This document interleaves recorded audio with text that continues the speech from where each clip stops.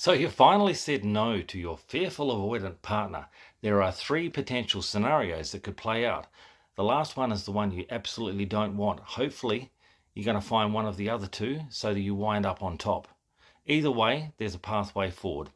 The first one is they'll start to love bomb you over again, just like they did at the start of the relationship, where they show up and they tell you everything you want to hear. This is the amazing thing about a fearful avoidant.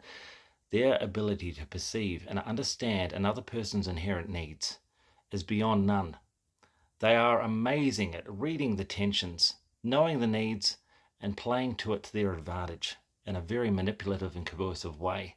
And it appears as if they are authentic. They're amazing actors. Be very careful, because it's not sustainable. And if you're not very careful, you could find yourself falling for them over again, sliding back into the same dynamic that was there before, and before you know it, they've pulled away again, and they're breadcrumbing you. But you've already been caught hook, line, and sinker. Watch out for that. The second one looks exactly the same as that, but the reality is they actually have decided to grow and heal, and they're challenged. You've pointed out certain things in their shadow that they can't ignore, and they want to show up for themselves and for you. They find their love for you more important and more powerful than their fear of facing their insecurities. Same approach applies. Don't give away your sovereignty. Maintain distance. Make sure you don't give too much of yourself to them. Otherwise, they may well lose motivation.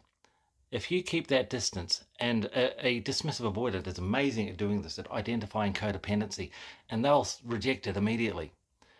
Google codependency. Look at my next video, it's going to be on that.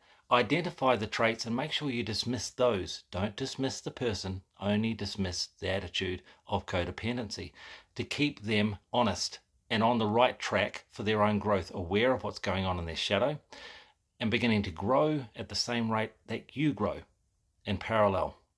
The third one is if you turn the tables on them and say, thanks very much, no more, I've had enough. This is the one that you don't want. Everything starts to completely fall apart. This is where they begin to character assassinate. This is the one where they begin to turn all of your friends, your kids, come after your finances. They cannot afford in their own subconscious mind to feel the guilt of the end of the relationship, but they already feel that guilt. But the last thing they want is the world to see it. So they're going to make a facade, make it appear as if you are the villain and they're the victim. If you find yourself in that position, just hold your ground. Recognize that anyone who believes their side of the story without asking you first is not worthy of your time or energy. Although finding the way forward for you can be extraordinarily difficult. The next step really is to understand what it was that attracted them in the first place, to make sure it never happens again. Reach out, let's have a conversation where you lost your sense of worth and how you can regain it.